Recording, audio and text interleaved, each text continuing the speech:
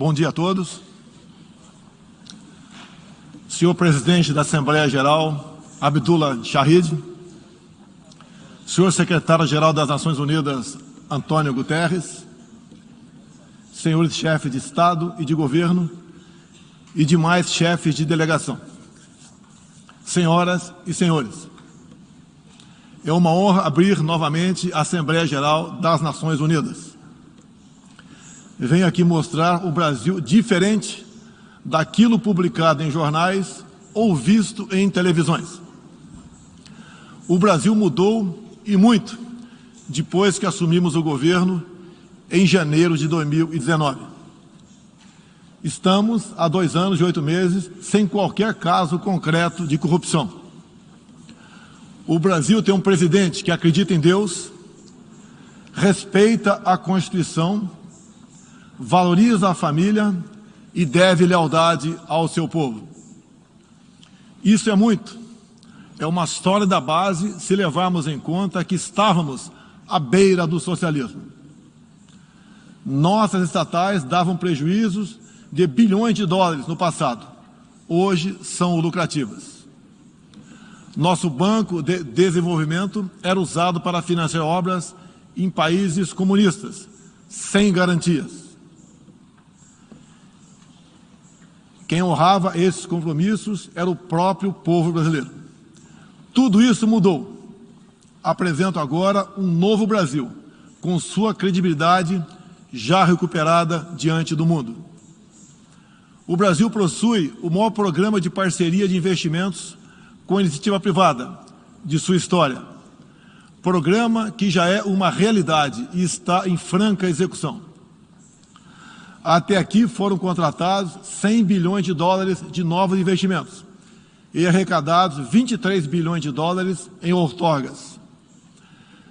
Na área de infraestrutura, leiloamos para a iniciativa privada 34 aeroportos e 29 terminais portuários. Já são mais de 6 bilhões de dólares em contratos privados para novas ferrovias.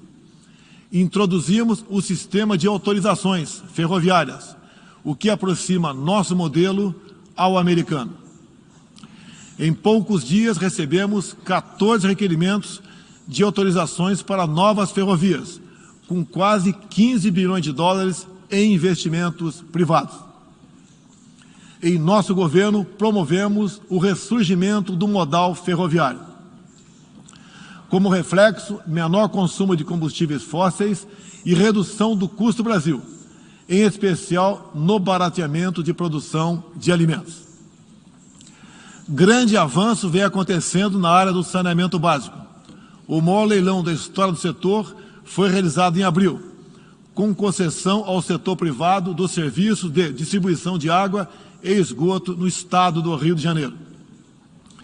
Temos tudo o que o investidor procura: um grande mercado consumidor, excelentes serviços, tradição de respeito a contratos e confiança no nosso governo.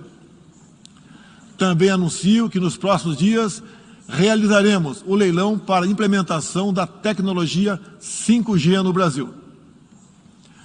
Nossa moderna e sustentável agricultura de baixo carbono alimenta mais de 1 bilhão de pessoas no mundo e utiliza apenas 8% do território nacional. Nenhum país do mundo possui uma legislação ambiental tão completa quanto a nossa. Nosso Código Florestal deve servir de exemplo para outros países. O Brasil é um país com dimensões continentais, com grandes desafios ambientais. São 8,5 milhões de quilômetros quadrados, dos quais 66%, 2/3, são vegetação nativa, a mesma desde o seu descobrimento em 1500. Somente no bioma amazônico, 84% da floresta está intacta, abrigando a maior biodiversidade do planeta. Lembro que a região amazônica equivale à área de toda a Europa Ocidental. Antecipamos de 2060 para 2050 o objetivo de alcançar a neutralidade climática. Os recursos humanos e financeiros destinados ao fortalecimento dos órgãos ambientais foram dobrados, com vistas a zerar o desmatamento ilegal. E os resultados desta importante ação já começaram a aparecer. Na Amazônia, tivemos uma redução de 32% do desmatamento no mês de agosto, quando comparado a agosto do ano anterior. Qual país do mundo tem uma política de preservação ambiental como a nossa? Os senhores estão convidados a visitar a nossa Amazônia. O Brasil já é um exemplo na geração de energia, com 83% advinda de fontes renováveis. Por ocasião da COP26, buscaremos consenso sobre as regras do mercado de crédito de carbono global. Esperamos que os países industrializados cumpram efetivamente seus compromissos com o financiamento de clima em volumes relevantes. O futuro do emprego verde está no Brasil.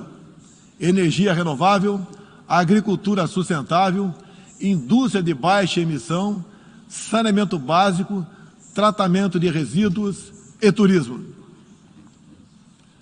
Ratificamos a Convenção Interamericana contra o Racismo e formas correlatas de intolerância. Temos a família tradicional como fundamento da civilização. E a liberdade do ser humano só se completa com a liberdade de culto e de expressão. 14% do território nacional, ou seja, mais de 110 milhões de hectares, uma área equivalente à Alemanha e França juntas, é destinada às reservas indígenas. Nessas regiões, 600 mil indígenas vivem em liberdade e cada vez mais desejam utilizar suas terras para a agricultura e outras atividades. O Brasil sempre participou em missões de paz da ONU, de Suez até o Congo, passando pelo Haiti e Líbano. Nosso país sempre acolheu refugiados. Em nossa fronteira com a vizinha Venezuela, a operação acolhida do governo federal já recebeu 400 mil venezuelanos deslocados devido à crise político-econômica gerada pela ditadura bolivariana. O futuro do Afeganistão também nos causa profunda apreensão. Concederemos visto humanitário para cristãos, mulheres, crianças e juízes afegãos. Nesses 20 anos dos atentados contra os Estados Unidos da América, em 11 de setembro de 2001, reitero nosso repúdio ao terrorismo em todas as suas formas. Em 2022, voltaremos a ocupar uma cadeira no Conselho de Segurança da ONU. Agradeço aos 181 países, em um universo de 190, que confiaram no Brasil. Reflexo de uma política externa séria e responsável, promovida pelo nosso Ministério das Relações Exteriores.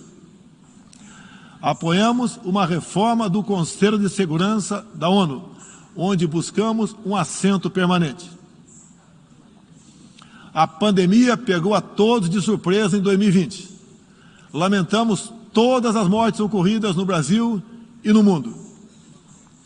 Sempre defendi combater o vírus e o desemprego de forma simultânea e com a mesma responsabilidade.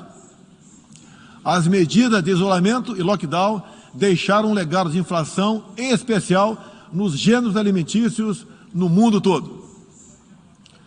No Brasil, para atender aqueles mais humildes, obrigados a ficar em casa por decisão de governadores e prefeitos e que perderam sua renda, concedemos um auxílio emergencial de $800 para 68 milhões de pessoas em 2020.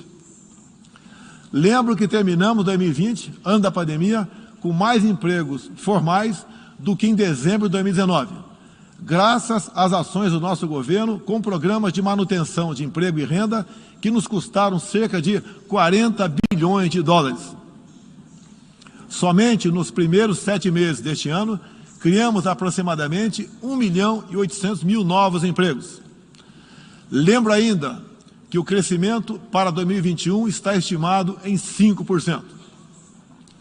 Até o momento, o governo federal distribuiu mais de 260 milhões de doses de vacinas e mais de 140 milhões de brasileiros já receberam, pelo menos, a primeira dose, o que representa quase 90% adulta. 80% da população indígena também já foi totalmente vacinada. Até novembro, todos que escolheram ser vacinados no Brasil serão atendidos. Apoiamos a vacinação. Contudo, o nosso governo tem se posicionado contrário ao passaporte sanitário ou a qualquer obrigação relacionada à vacina. Desde o início da pandemia, apoiamos a autonomia do médico na busca do tratamento precoce, seguindo recomendação do nosso Conselho Federal de Medicina. Eu mesmo fui um desses que fez tratamento inicial. Respeitamos a relação médico-paciente na decisão da medicação a ser utilizada e no seu uso off-label. Não entendemos porque muitos países, juntamente com grande parte da mídia, se colocaram contra o tratamento inicial. A história e a ciência saberão responsabilizar a todos. No último 7 de setembro, data da nossa independência, milhões de brasileiros, de forma pacífica e patriótica, foram às ruas, na maior manifestação de nossa história.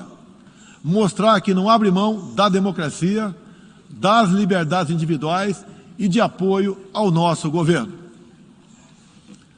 Como demonstrado, o Brasil vive novos tempos. Na economia, temos um dos melhores desempenhos entre os emergentes. Meu governo recuperou a credibilidade externa e hoje se apresenta como um dos melhores destinos para investimentos. É aqui, nesta Assembleia Geral, que vislumbramos um mundo de mais liberdade, democracia, prosperidade e paz. Que Deus abençoe a todos.